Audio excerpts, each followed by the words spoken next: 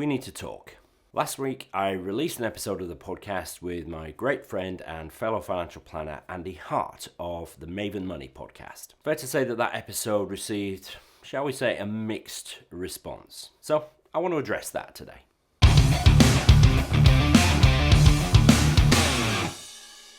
Yes, 5 Minute Friday is back, and I wanted to just have a little chat with you today just to clarify a few things. So let's put 5 minutes on the clock down here. Say thank you to my good friends at 7 Investment Management for continuing to sponsor Meaningful Money, and let's crack on. So firstly, I want to say thank you to everybody who left a comment in the Facebook group or who sent an email, and even to the person who left a pretty scathing iTunes review. I'm not just saying this, I am grateful. I read every single comment, and I've managed to personally respond to pretty much all of them. I actually take great encouragement from the fact that there are enough of you who care enough about this show to let me know when you're not happy. It's worth saying that there was plenty of very positive comments as well, and I think it's true to say that those who are unhappy are more likely to comment than those who are fine with it.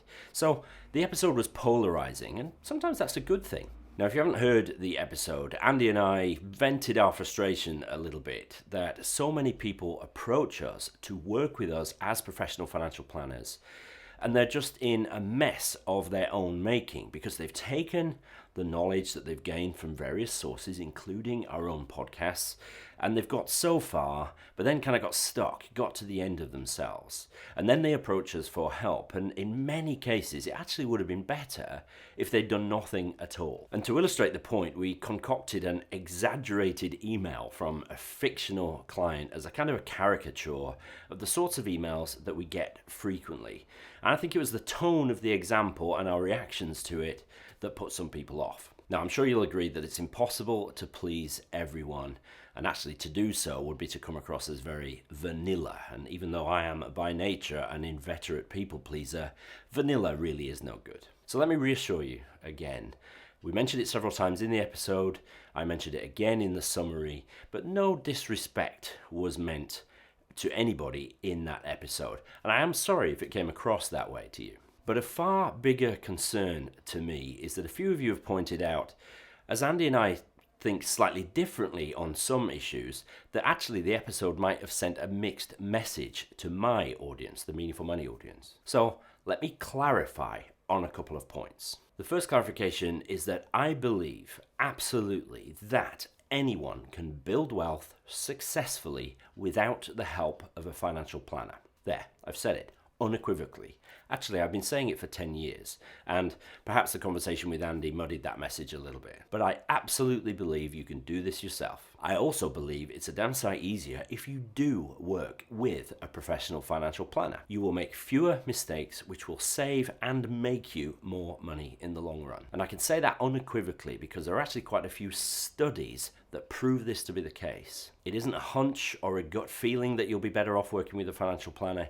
It is proven. Of course, it does depend very much on the planner. So the methodology that I've preached here on Meaningful Money for nearly 10 years now is very basic. There are 3 steps to financial success. The first is to spend less than you earn. So that means you budget hard to reduce your costs and you earn more money where you can to produce excess income that you can save and invest for the future. The second step is to insure against disaster. You lay a foundation of insurance, an emergency fund, and some good self-discipline to build your wealth on solid rock. That way, it's able to withstand pretty much anything that life will throw at it. And the third step is to invest wisely. Use ISAs and pensions. Use passive multi-asset funds to keep costs and hassle down.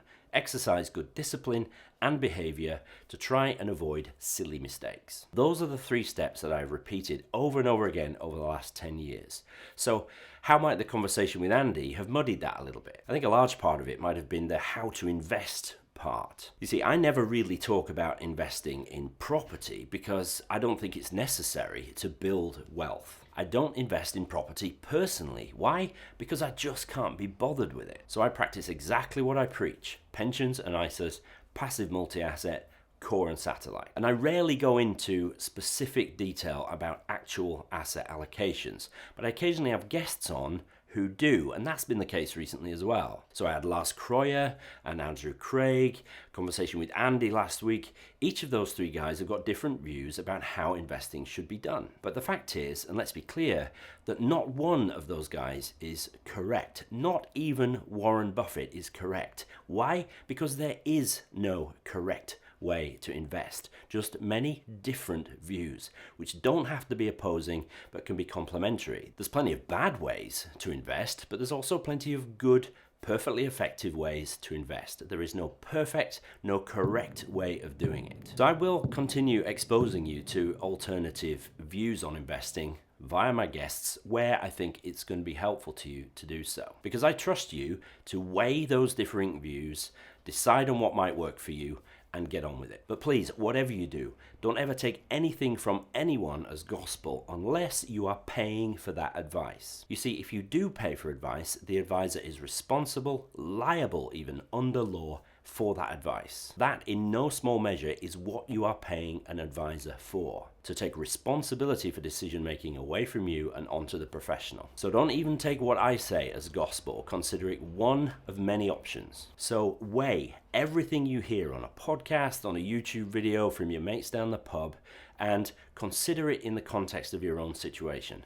Don't take anything as gospel unless you're paying for advice. Don't forget though, there's over 2,000 people in the Meaningful Money Facebook group, so if you have questions on this stuff, if you're struggling to work out whether you should invest in commodities or whether property should be part of your approach, then ask the question in the Facebook group. It's an incredibly supportive community of people looking to help each other achieve financial independence. So you can get support from your peers, and I'm in the group obviously as well, answering questions where I can. Head over to meaningfulmoney.tv/community. Just ask to be a part of the group. We'll ask you 2 or 3 questions, which is really just to keep the spammers out, and dive in and take part. Okay, I think we'll draw a line under it there. Normal service resumes next week with the brand new season 15.